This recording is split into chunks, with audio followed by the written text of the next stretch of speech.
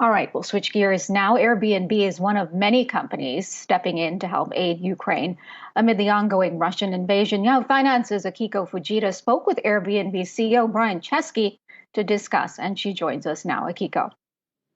Hi there, Karina. Well, the UN estimates that more than 600,000 refugees have already crossed from Ukraine into neighboring countries. And CEO Brian Chesky tells me that he has been in touch with 14 different European governments over the last several days, coordinating with refugee agencies to try to make Airbnb's vision a reality, with the goal to offer free temporary housing to 100,000 refugees. Well, the idea is really rooted in something that started 10 years ago. 10 years ago, Hurricane Sandy, as you know, being in New York, occurred in 2012 in New York. There were displaced people. One of our hosts reached out to us saying, "I'd like to host people for free." From that moment, we started providing housing for people for free that were displaced by disasters. 5 years ago, in partnership with what is now Airbnb.org, we started providing housing for refugees.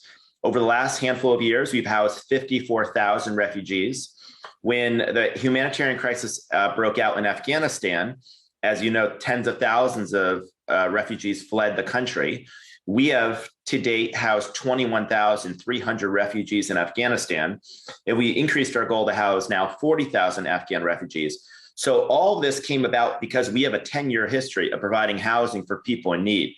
So what happened was Thursday, Friday, when this crisis became evident that there would be hundreds of thousands of displaced people, the first question we asked is, well, how can we help with this crisis?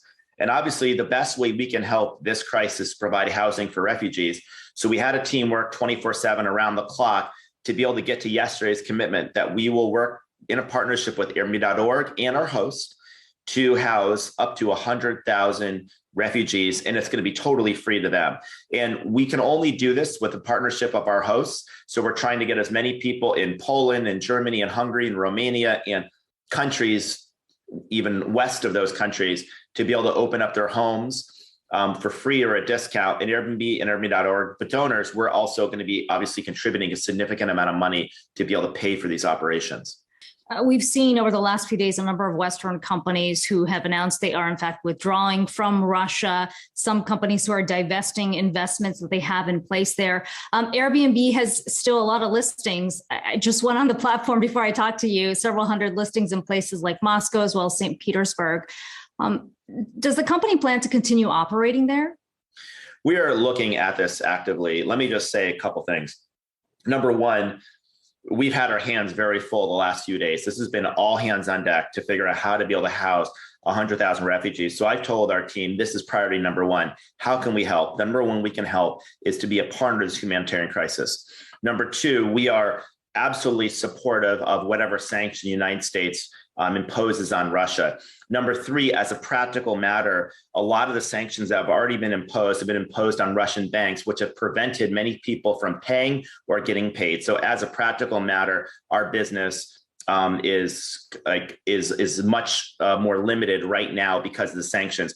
But all things are on the table, and we're actively looking into this. Yeah, what's going to go into that thinking? I mean, to your point, with the sanctions already in place, especially these banks being blocked from the SWIFT banking system, that automatically kind of forces your hand, that you're not able to do a lot of these transactions. But in terms of the company saying we just need to take a stand here and no longer operate, what's going to go into that thinking?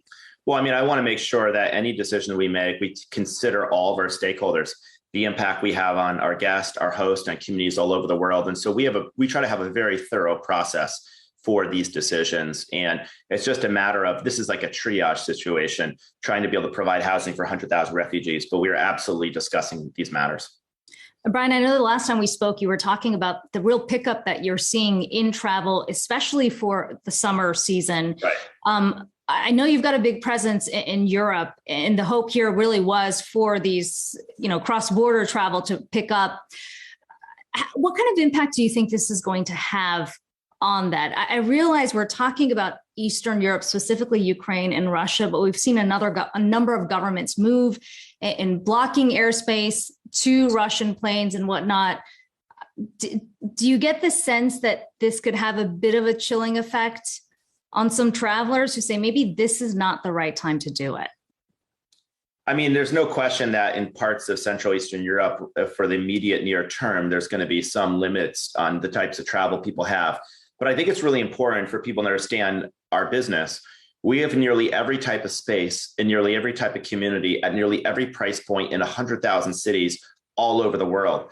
What the last 2 years have shown, I think our results have shown, is however the world changes, our business can adapt. We're a highly adaptable model. So where there's less cross-border travel, we typically see a growth in domestic travel. That's what we saw in the United States. So I think that, I'm sure there will be some disruption in some countries. We'll have to see how wide this crisis gets, but our model is very adaptable and we'll be prepared for however travel changes.